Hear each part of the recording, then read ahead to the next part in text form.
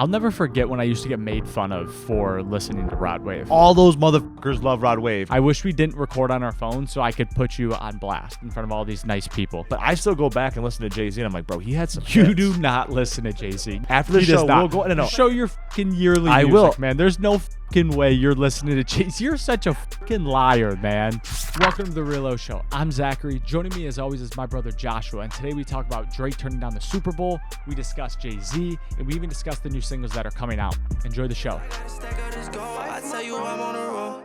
About to get all this dough. Me and no fuck niggas know. I swear to God we the ghosts. This ain't the story they told. Man, if you know, then you know. I never had to tell my dogs that we on road for greatness. They paper getters, they want money. Joshua, do you think it's the day and age we live in with social media just like taking topics over? And the reason I want to start with that is because Drake and the Kendrick thing, like Kendrick going for the Super Bowl, it's still incredibly relevant now. People are still upset about it. People are literally like pissed or like pumped. Like it's kind of these two sides to sit on, because that's where social media lives, just like politics. It's like you're red or fucking blue.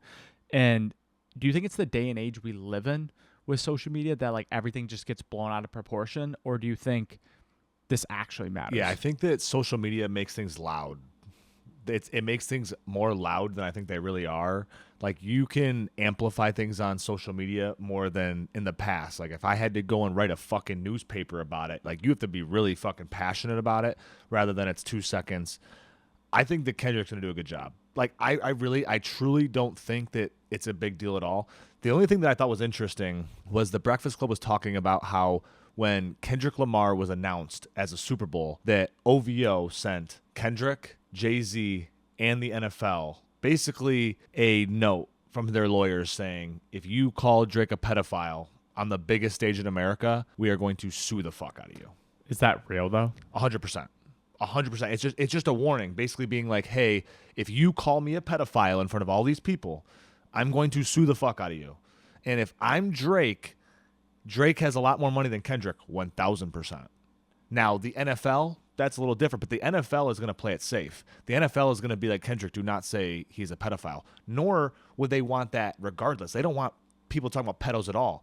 There's probably a lot of pedos in the NFL world anyway. And they own the teams. Exactly. And you don't need that coming out. So I guarantee you that he will play Not Like Us. Like I'm predicting it now. It's September 20th. Actually, no, it's going to be, what is it, September 25th? Whatever. Yeah. It doesn't matter. We're in the middle of fucking September in 2024, and I'm predicting now that Kendrick will do Not Like Us, but he is going to use a HBCU marching band for it, and he will only do the chorus. Yeah, definitely. Mark my words. Definitely like, just the chorus. He might hit us with A minor, but he's not going to fucking call Drake. Like, the A minor is not really that bad. If you say...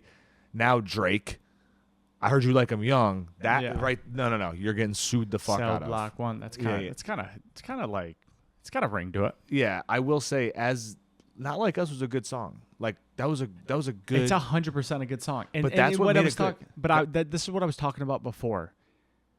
Once you come at Drake, to me, the music doesn't hit the same. Like I can't enjoy Not Like Us. No matter what, I can never enjoy that song. No, I don't listen to it. But I'm saying where Kendrick, I thought that was like the real shot was Not Like Us because it had some actual play, it had some playability to it. Like his little poetry songs that he releases are awful. That's not gonna fucking play. Like you're not playing that on the radio. You're like not playing that in the club. It's like back to back. That was a fucking hit, bro. Back to back, because everyone was singing back to back. Like you need it. Like the Not Like Us. That's where people got it. Where it was like, and I think that's where Family Matters may have missed a little bit in the sense of, if you break it down, it had some real shit. You're like, oh fuck. But again, it didn't have that club playability as Not Like Us has. Family Matters might not have a club play, but it does have a play in my headphones. Family Matters is a very, very good song. No, 100, dude, bro. Drake's song, like Rod Wave got playability, you know, and like his single, like for example, he just released, like that was that's a great song. We're gonna look back in 20 years and be like, that's a hit. But we're not gonna hear that song in the club, really. You know what I'm saying? I mean, like you could. Not necessarily. Rod Wave is a generational talent. 100%. Rod Wave is a GOAT. But what I'm trying to say is, when you're in a diss song, when we're in a diss song era, the song that can be played in the club is normally the song that wins because it's getting the plays. People are singing it. That makes it more. You know what I'm saying? No one was singing Meek Mill's song.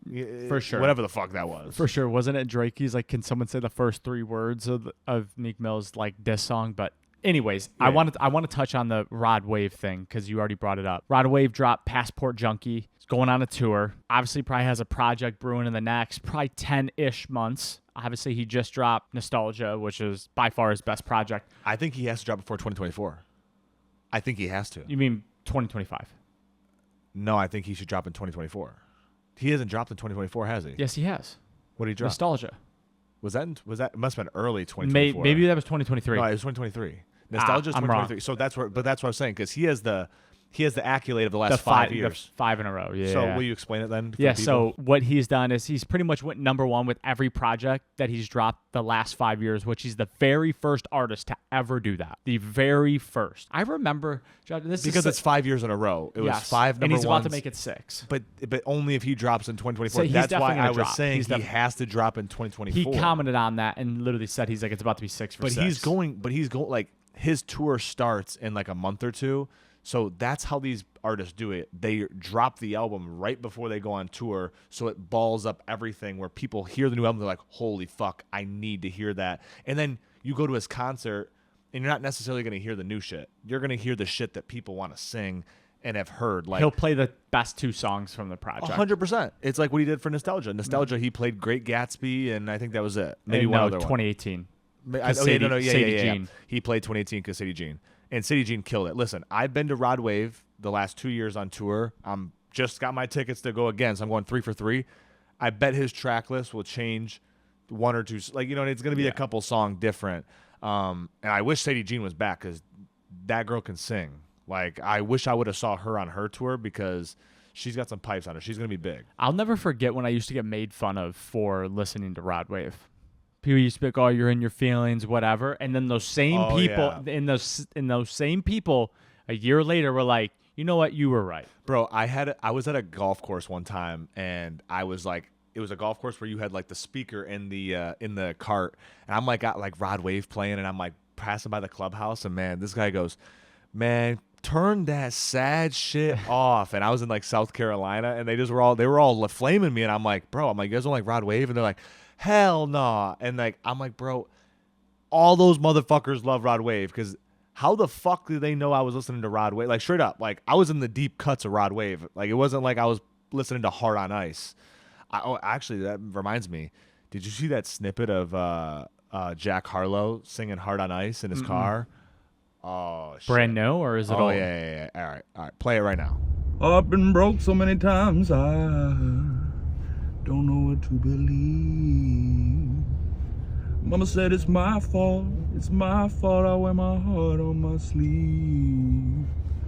So I guess I put my heart on nice, 'cause I can't breathe. I guess I put my heart on nice, before they get the best of me. That's great. I love Jack Harlow. He's just good shit. Like in that, you know what that made me think? All that made me think was Jack Harlow's got to be on the album. Like Jack Harlow was on 2 albums ago. But that's what makes me think, right? Like what's Rod Wave's line? We tried to recreate Youngin', but that's just a one of one, and that's the song with Jack Harlow. Like we tried to remake Youngin', but we couldn't because that's a 101, and that's with Harlow. Like I think Rod Wave and Jack Harlow are a fantastic combo. Yeah. And I was just thinking about it, like Rod Wave should do a dual album. Yeah, I would like to see that. I would love to see it. But like, obviously Drake and Future made that like famous. So it's gotta be. It's gotta be. I don't think Drake and maybe for our generation. For our generation, when I generation. talk, I'm talking for like our generation, maybe a little younger, maybe a little older. Like that's kind of where. I'm not talking. They may have made it mainstream. I'm not Drake and Future may have made the dual album mainstream. I'm not talking OGs because anything back in the day sucked compared to now. Let's just be honest. Let's just cut it the way it is. That's not true. Jay-Z's not any good. So Stop. we're talking about Jay-Z real music has some right classics. Eminem has some classics. 50 Cent has some classics. Bro, now. I'll give you can't- Eminem and 50 Cent. No, you can't tell me Tupac Name one and Biggie- Jay-Z song, a single. Name one Jay-Z single. I saw a tweet. What do you mean? I saw a tweet today, and it literally was like Jay-Z won like the 16th generational artist like ever award, whatever it is. And someone quoted the tweet and literally was like, name one Jay-Z single, and I was like, fuck, man, I'm out. Like, I can't Honestly- name one. It's like the French Montana shit. It's like, bro, name one French Montana song. Dude, I think that's hard though. Like putting people on the spot directly though is Bro, hard. if he's that good, give me one single. Yeah, but if I asked you for any artist, you could name like 2 or 3 artists a single, like an actual true single. Now, they're like Hold the Throne. That's not a single. That's a song. Is that a song or is that a project? No. That's a song. With Kanye, though. Yeah. But like you said, like a The single. project, or the But to projects name- protect the throne. But to name an actual single, like not a song on the album, but like a single that was released for an album, that would be like hard to do. Like to actually do it. I'm not talking about like a song, one of their songs in their catalog. That's different than a single. Do you know what I'm saying? I hear you. So that's where I was like trying to think like Jay-Z's a little too old for us. Like honestly, like his prime was before we really got into music like that. Well, before we were even fucking listening to hip hop like that, you know? But I still go back and listen to Jay-Z and I'm like, bro, he had some You hits. do not listen to Yes, I do it, bro. No, if you I don't. go after the Stop. show, He does not. we'll go. No. Play your show your fucking yearly I music, will. man. There's no fucking way you're listening Stop. to Chase. You're such a after fucking this, liar, after man. this, I'm not. No fucking way. There is no fucking way you're ever like, dude, I want to listen to a Jay-Z song. No, 100%. Dude, the day I say that, Joshua, fucking shoot me. No. Because there's something deeply No. wrong with Dude, me. there's some Jay-Z has some hits, bro.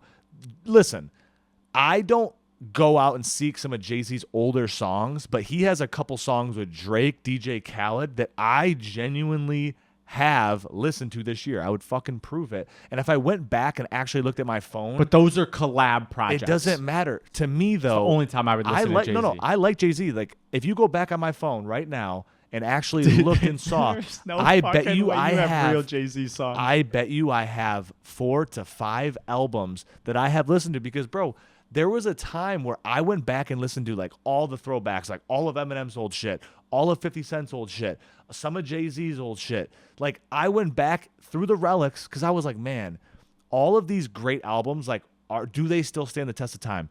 When you listen to Eminem shit, you're like, bro, this would be good in any era. Now it's a little psycho now, like people would definitely be upset about it. could not happen now. But you can still appreciate it now. Of You are course. like, holy fuck, 50 Cent, you can still appreciate I that agree. right now. Now, has the demographic totally changed? And 100%. 100%. But we can still appreciate Jay-Z. Eminem and 50 Cent have influenced way more artists than Jay-Z, but I think what Jay-Z did, Jay-Z... I No, don't no, think stop. so. I don't think Stop, so. listen to me. Let me finish the sentence. Jay-Z made a blueprint for people to replicate, to take music, to being a billionaire. Yeah. I mean, listen. And I think 50 Cent's doing it a little bit now too, but like Eminem and 50 Cent influenced more artists to make music in that way or just to make music. Where Jay-Z was so good, showed you how to go from music to then being a billionaire. I think Jay-Z has brought more people into making music, truthfully, than Eminem. In a sense, Eminem's a bigger star, I think. Like, to me, Eminem's bigger than Jay-Z in my head. Jay-Z is actually figuratively probably bigger with money and everything else. But in my head, Eminem's a little bigger. But Jay-Z has influenced people. No one from Atlanta was looking at fucking Eminem being like, Eminem inspired me to be a rapper. Like, they could respect it maybe. But, like, to me as a white kid from fucking Michigan, I could be like, holy fuck, I want to be like Eminem.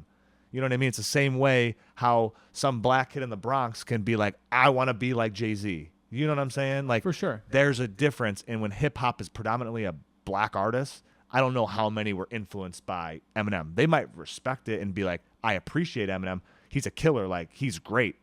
I don't think there's any denying that. You know, but I don't know how many were influenced by that. You know, honestly, it made me take a second look at Eminem's career when I was playing professional baseball because of how many people, non-white kids, were literally like, Eminem's my favorite artist. Oh, And I literally was like, 100%. dude, it fucking was an uppercut, Joshua, because I was literally like, you guys think Eminem's your favorite? 100%. Eminem's dude. your favorite? But like, I was like, Bro, if you would have ever at any point in my life and still right now or like name your top 5 artists, there is no point besides when I was like kid when we didn't have all the streaming platforms that I would ever say Eminem is the top 5 artist in my mind.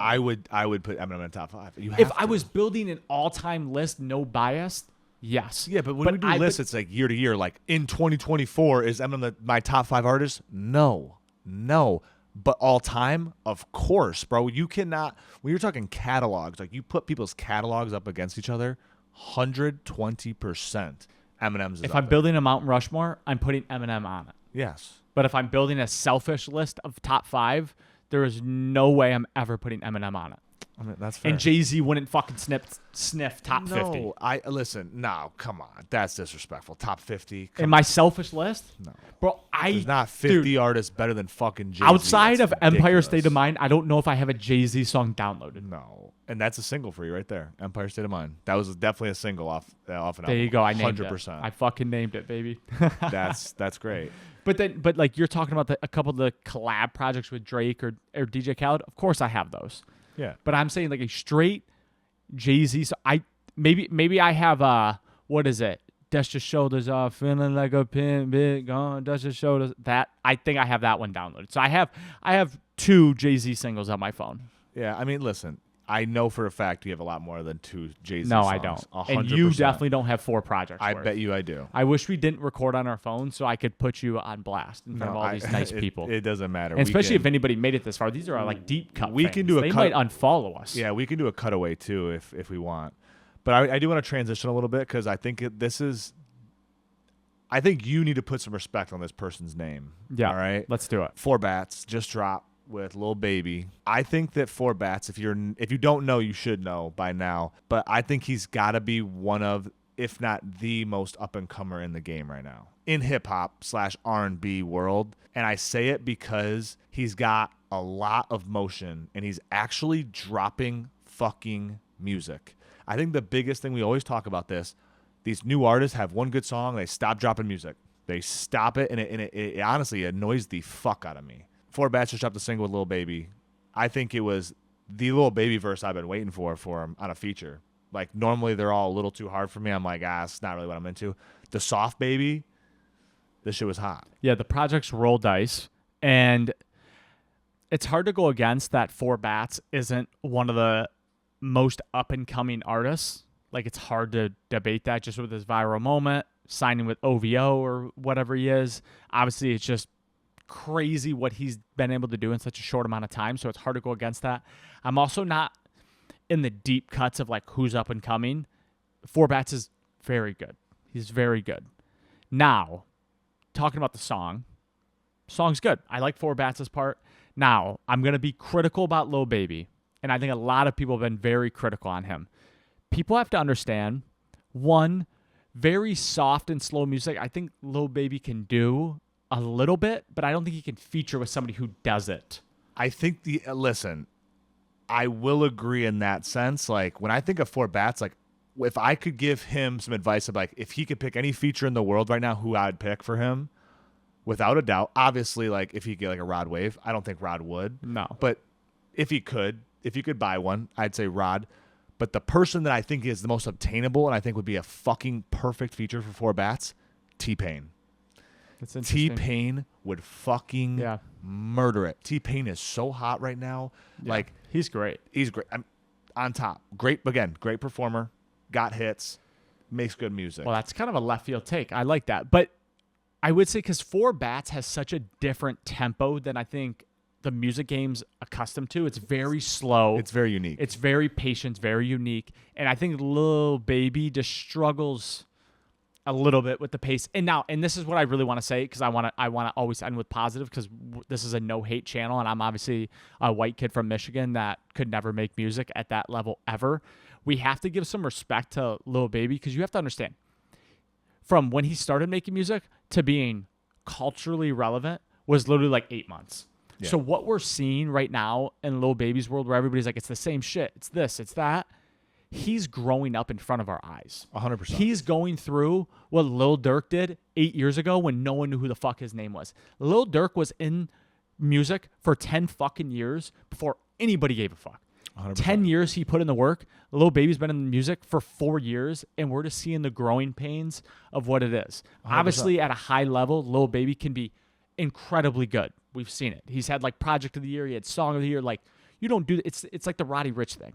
This dude dropped fucking Project of the Year, dropped a generational project. Of course he can do it again. He just lost himself. You got to figure it out. You're growing. You get when you get a lot of money, you start thinking about different shit. You don't need to be in the fucking booth. It's definitely the money. You know what I'm saying? It's definitely the money. Of course it is. You get away from the studio. You don't have to go to the fucking gym. You know, you can fucking go fuck bad bitches. It's of course it I fuck agree. it with anybody's head. I agree. So I want to say that. Now, the next song. I want to talk about Juice WRLD a little bit here. Yeah. If Juice WRLD was still alive, I truly believe he'd probably be one of the best artists ever. I do want to say that. He would be okay. It's okay. One of the best. One of Don't the say best. the. I won't say one of the the greatest. He would never line up to Drake. I don't know, man. It's just so young. Like, bro, you're so young. Like, at the same age, right? Like, let's just stop. Let's just stop for a second. Let's just stop and let's just be real with ourselves for a second. At 19 years old, how many certified gold projects did Drake? No, just at 19. How many did Drake have? I'm a Drake lover. Listen. I fully. I'm just answer the question. But I fully Answer listen, the question. I agree. None. At 20 I hear years you. old, how many did he have? None. At 21, at 22, none. And I that's hear my you. point I'm trying to make is by the time like Juice WRLD died before Drake even started rapping, basically. You know what I'm saying? Like in a sense of like the world, like you could say that Juice was far ahead of Drake at the same age of Drake. Now, with that being said, They make completely different music. 100%. But what I'm saying is you could not deny how talented he was. I'm not saying now Drake makes different music, like you said. I think Drake's music has a bigger stylistic than Juice WRLD's, but that doesn't say that he couldn't have completely switched his lane at a certain 100%. point because he had so much talent. Like he would have only went down that lane for so long before he's like, bro, I'm so good at this. I'm gonna do something different. He might have made a fucking country album for all we know. The one thing with these people that are just like gifted rappers is they don't care about like the production. Like Drake is like, I want to take this part off and add this fucking bell, and because it'll give it the ring. But like, but I hear you. I know you're gonna say it comes with time. It comes with work. But like that's what makes Drake the best fucking ever. Yeah, because he's been at it every day for the last fucking 14, 15 years. But I think Drake's always been like that. 100%, because he was born in that. Like, listen, I'm not trying to take away anything from Drake, because the second Drake came on the scene, he has been the perfect. Like, you can't argue it. Like, he's been damn near perfect as you could be, almost better.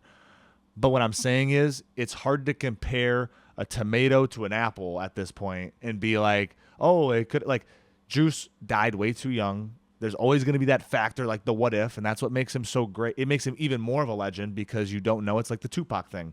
Tupac could have been, it's the what if. 100%. But I want to give my comparison because I this is why we were talking before. I was like, I'm gonna just wait till we get on the podcast. Juice WRLD is what Travis Scott wishes he could be. Sure, yeah. Because this is why. Obviously, they make two different types of music. They could be similar, but it's not even that. One, it's their fan base. And then it's what Juice WRLD does that Travis Scott doesn't do is he drops fucking music. Yeah. A lot of it. Well, I like think he could make Juice WRLD could drop a fucking album once every 2 weeks and go crazy and show his growth and be actually good. Travis Scott will take 4 years and drop an average project. Have you ever heard of the first time that Benny Blanco ever met Juice WRLD? No. So Benny Blanco is a So million-time Grammy-winning fucking producer. Yeah. And he saw Juice WRLD when he was like 600 followers and just heard him rapping and was like, holy fuck, this kid's really good. So he just decided, he's like, hey, man, you want to come like make music? And Juice was like, absolutely. Goes in there, and he said he's just pulls in there, and he plays him a beat. And like for 10 seconds, he listens to the beat, goes, yeah, okay, good, yeah, just start it over. I'm going to go in the booth. Goes in the booth, gives him a whole song for 3 minutes straight. And Benny's like, what the fuck is this kid doing? Like, and he was like, good song. And he's like, hey, Juice goes, run it back one more time. I'm going to do another one. Goes off and does another 3 minutes on the beat, different song. Then he goes, hey, mash those up. You can just do whatever you want with them. Give me the next beat. Gives him the next beat. He does that for the next hour, does it over like 8 or 9 beats. and then walks out and goes, all right, man, see you later. And Benny was like mind blown. He's like, this kid is fucking 18 years old. He's like, I'm in the studio with fucking Ed Sheeran and all these other people, and we're spending hours trying to write a song. And this guy just walked in and just gave absolute hits. And he's like, it was shocking to me. Do you think that's the drugs? I think it plays a part in it, but I think at that time he really wasn't as hard of a druggie as he is at the end, right? And I think it showed in the music a little bit. Like, you can tell the music got a little darker. Actually, I shouldn't say that. His first album is dark as fuck. The second album, Lucid Dreams, or that's a song on the project? yeah, that's Lucid. it's That's the very first Juice WRLD song I ever heard. What was your first Juice WRLD song? probably that or All Girls the Same originally. But That's I what, yeah, I I love actually that project. I actually discovered Juice was an interesting discover for me because I discovered him because XXXTentacion died. And I was super sad because it was the day after my birthday, and I was just listening to a bunch of X songs, and a Juice WRLD song came up, and it was literally like a couple days after he had just dropped his debut album, and no one even heard of the guy. I can remember the first time I went to a Juice WRLD concert in 2015. I begged all my fucking friends to go. Every single one of them were like, I am not going to that fucking show. I don't even know who that is. Paid $50 for him. Smoked a blunt with YMB Cord. Like, bunch of fucking people. Had a great show with about 8 rows from Juice WRLD. Couple of years later, everyone was like, dude, biggest regret of my life was not going to that show. I saw him at Eastern Michigan. I was working security, but got a great seat once the concert started. I had a great seat to watch him, and he was incredibly impressive. Oh, yeah, he's a great show. I just want to round up the show because I think this is something that we kind of have touched on a couple times. You would have to be like a real Oshow fan. Like, I'm talking like a 1% of the 1%er to even know this about us. But one thing Zachary and I really hate is when artists will drop a single a year before their album and put it on the album. And there's a guy, Tommy Richman, who has actually taken over. Like, Tommy Richman has taken over social media with his song, $1 Million Baby and Devil's a Lie. Like, I mean, taken over. If you haven't heard these songs, you live under a fucking rock, right? I'm $1 million baby, whatever. He is about to drop an album. And those two massive songs, he is leaving off the album. Respect. And I just think that's an incredible feat. Like, bro, people are like up in arms. They're like, how can a song that great not be on an album? They're like, imagine if Marvin's Room, which was a single, wasn't on the album. That's kind of crazy to think about. It's kind of crazy to think about. Like, long term, like in the moment, like, because we always bitch about it, right?